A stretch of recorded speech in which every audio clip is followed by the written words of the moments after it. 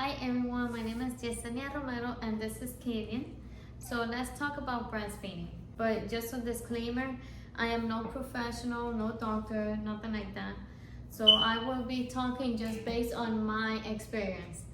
So one of the things that I learned is that you gotta stay hydrated. You gotta stay very hydrated, so drink a lot of water. I drank a lot of coconut milk, body armor. I ate a lot of oatmeal as well. I ate pretty healthy as much as possible, but mostly just stay hydrated. Don't drink a lot of sugary stuff. I didn't have any coffee or any caffeine at all. No hot tea, nothing like that. And what I mostly ate was like oatmeal, peanut butter. There's like these oatmeal cookies from Amazon that I bought that they were really good. I ate a bag almost every single day. But the other thing that I used to do a lot was pumping. So at first, since my body didn't know how much it needed to produce, I would give him milk and then I would pump. So let's say the first thing, I would give him milk and then like right away I would pump for 20 minutes. So I did power pumping just like once a week or once every 2 weeks. The way that it works is like the first time is 20 minutes and then you rest for 10 and then you pump again for 10 minutes, then you rest again, and then so on until it's like an hour. And that works really good. But I had a lot of milk, so I didn't have to do it a lot. But there's people that they don't produce much, and that helps. If you guys want me to do a video talking about the pumping machine that I use, I can do a video just talking about the machine. I used two. One of them was the hand-free, and then the other one was the one that you plug in. You have to breastfeed on demand. When you breastfeed on demand, first of the thing is that you give the amount of milk that the baby needs, and the second is that you tell your body that you need to produce. So if you breastfeed now and then you wait 4 hours and then you start doing like a schedule, then the body will know like the time that you should like breastfeed, because your breast is going to be really full at that time. But when you breastfeed on demand, anytime that he just wants to breastfeed, you just give it to him. Then you can easily pump as well, and then you can storage milk because you're just producing like a lot. So coconut milk and oat milk is the best from what I heard and I researched online. They said it was really good, and I'm gonna tell you, based on my experience, it was really good.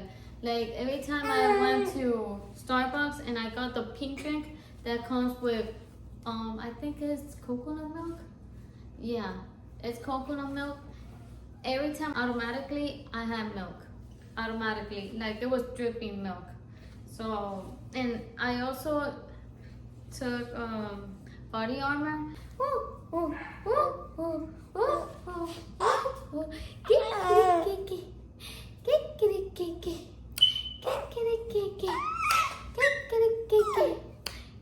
So I would take the oat milk. I will also take the body armor. As you can see, the body armor, it has coconut milk. So yeah, basically you don't have to do much so that you can produce. Mainly from my experience, what really worked was stay hydrated, breastfeed on demand, pumping, and I didn't really worry much about having milk storage, because the thing is that since I'm breastfeeding on demand, he doesn't really need milk storage.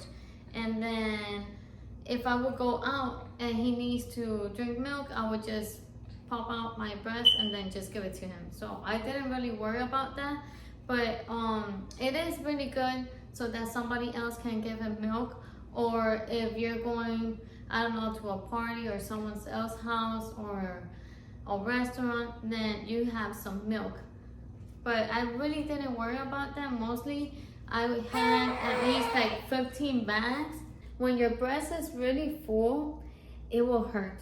So the best thing you do is give the baby milk. Just breastfeed. The pain will go away, I'm telling you. And then your breast will start being soft. But at first, when it's really, really full, it will hurt and it will be hard. Hard like a rock. And then the shape will change as well. It won't be round. I always breastfeed both. I don't give him just one and then wait on the other one. No, I always give him both.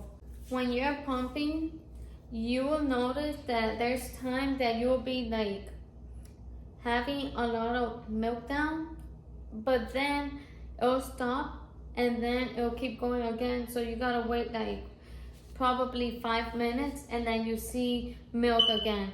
So you don't have to worry about it. That's really, really normal. At first I thought that it was because I wasn't producing, but no, it's like it has like this thing that there's a letdown and then it stops and then it keep going. Okay, so my baby fell asleep, so I am going to try to finish this video as soon as possible, just in case he wakes up. Okay, so I wrote down a little bit of the things that I wanted to talk about because I keep forgetting things. Okay, so once you're breastfeeding, let me tell you, automatically you will be thirsty. So before you breastfeed, always have a water or something to drink next to you. Because I'm telling you, you will be very thirsty and you will be very sleepy. Many times I remember I would fall asleep while I was breastfeeding. My daughter would be talking to me and I would be falling asleep. I would even snore. Like she would be like, "Mommy, are you okay? You're snoring, right?" Yeah. Yeah. I'm telling you, embarrassing. Like I would be like, like that. For some reason, I think I was like, it's not even that I was tired. I can't even sleep. It's just, for some reason, every time that I'm breastfeeding, for some reason, A, I am very, very thirsty, and B, I am very, very sleepy. Like, I fall asleep automatically, so you gotta be very careful with your baby. Hold the baby really good while you are breastfeeding, and it's really normal, just so you know. Okay, the other thing is that I didn't drink milk. I didn't have yogurt. I tried to cut on dairy just because I heard that, and I read on Google that it said that you don't know if the baby is allergic to lactose. Just in case, I just cut on cheese, I just cut on dairy, anything that has to do with dairy, milk, yogurt, things like that. I would have Greek yogurt, just like the plain Greek yogurt, but that's about it.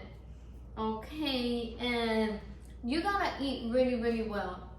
I'm telling you, you gotta feed yourself because you are eating for your baby and yourself.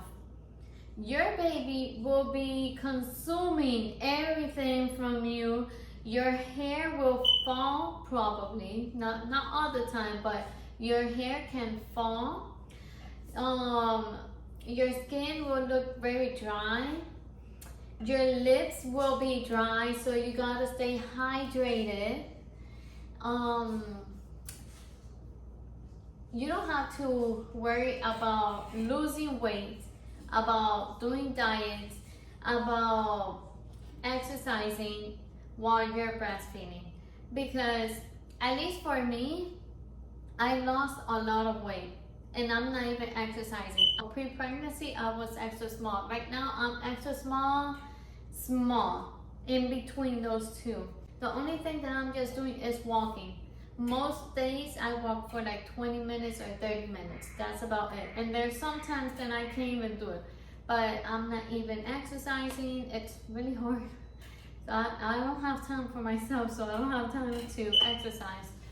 So yeah, I would suggest you to eat very well. So try to eat as clean as possible. Whatever you're consuming, the baby will consume.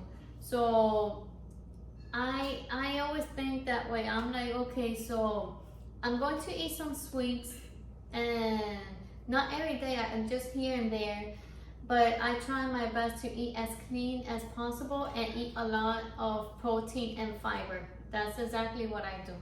Eat a lot of protein and fiber, and it helps. When you have a baby, you gotta breastfeed every 2 to 3 hours.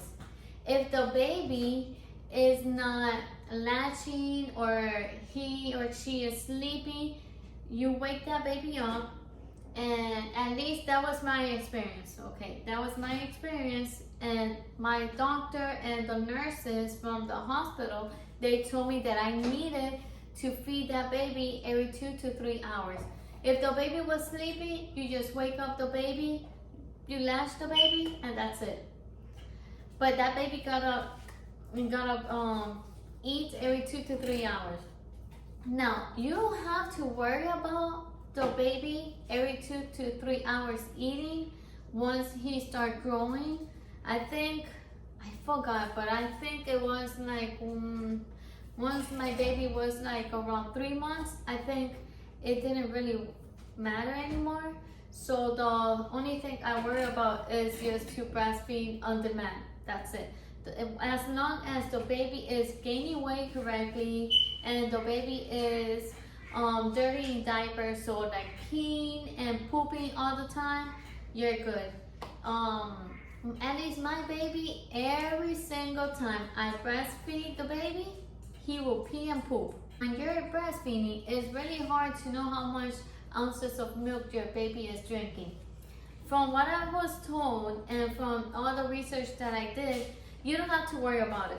As long as your baby is peeing, pooping every single day, as long as your baby is gaining weight, you're on the right path. Okay? And your baby, if it's peeing and pooping, you're good as well. So you don't have to worry about, oh, how many ounces I have to do, so and so ounces. You don't have to worry about how many ounces he or she is drinking. Now, if you're not producing enough, that's when the baby will start being fussy. Sometimes the baby will be fussy while it's breastfeeding. Why? Because there's like this pressure that your milk has, and many babies don't like the pressure. So that baby will be fussy because the baby doesn't know how to drink that milk. It's too much for him. So just switch to another boob, or try to just like use a haka. This is a haka. The haka is really, really good. The correct way that you use a haka is like this. You put it on the back completely, and then you put it on your nipple, and then hold on. Oops. Well, right now it's not going to do it because obviously it's on my shirt. Let's see. There you go. See? The haka should not hurt. And then you just take it out like that. The haka is really good when you have meltdown. You could be breastfeeding on one breast, and then you could have the haka on the other breast. It's silicone. It's really easy to clean. It tells you the measurement as well. This is a lifesaver. Another thing that I learned was, if your breast gets really, really hard, go to the shower. Put the water really hot. Obviously, don't burn yourself, but try to, like, as much as you can handle. Put it hot. Go in the shower and massage your boob. The boob that is having all that pain. And this is the massage. It's really, really easy. You grab your hands like this. This is the top of your breast and the bottom. And you just do like circular motion. You can count like 1 through 15. 1, 2, 3, 4, 5, 6, 7, 8, 9, 10, 11, 12, 13, 14, 15. And then do it like this as well. 15 as well. And you should be good. If not, if it's still hurting, you could get like a hot cloth, or it could be really cold, but normally I use hot. I heard that hot was better. So you use the hot and then you put it on your breast and you leave it there. It will help a lot. This is really good. So if your nipple is cracked or it hurts a lot, it's swollen, it happens a lot when you don't know how to latch your baby. Obviously your baby doesn't know how to latch at first. The baby can latch with the nipple cream on. You don't have to worry about cleaning it. You could have the baby, this is supposedly like very natural and it's safe for a baby, supposedly. Well, I didn't have any issues with my baby latching when I had the nipple cream. So you don't have to worry about that. Also, when you have a lot of pain, trust me on this. Just keep breastfeeding. After 2-3 days, you'll be good. But if you stop breastfeeding, then you can get mastitis. If you get mastitis, then you really have to go to the hospital or to your primary doctor, because that's a whole different story. I didn't have that, so I don't know much about it, but I know for sure that you can prevent it by breastfeeding. If it's like really swollen and it hurts and it's starting to get red, just breastfeed. Don't worry about it. Your baby won't hurt you. You won't get worse. Just keep breastfeeding and keep breastfeeding or pumping. Breastfeeding or pumping. And I'm telling you, it will work. And Tylenol. You'll be fine. You just go to the shower, like I said, with hot water. You do the massages and you use like heat pads. There's these vibrator. I don't have them, but I seen it on Amazon. It's like, I think $10. A lot of people swear by them, but I didn't buy it, so I don't know about it, but I think it's really good as well. You could try that, but I know for sure that you can prevent it. And yeah, basically that's like my whole experience. This video is all over the place, but basically that's my experience with breastfeeding. And I'm still breastfeeding. My baby is almost 7 months. I'm giving him solid and he is still breastfeeding. And like I said, I breastfeed on demand and it helps. These are the storage bags that I use, and this is from January. So right there you write down the date that you put the breast milk in the bag, and then the volume is how many ounces. Typically I would put like at least 4 ounces, 4 to 6 ounces. I heard that babies drink 4 ounces of milk up to 6 months. So this is what I did. It's really easy, but make sure you write down the date and then the volume, which is how many ounces of milk. And the way that I did it, the way that I measured it, I breastfed and pump. But when I pump, I didn't do 4 ounces right away because I already breastfed. So I would have like 2 ounces and then I would do another 2 more ounces later on in the day. So I would just add them together.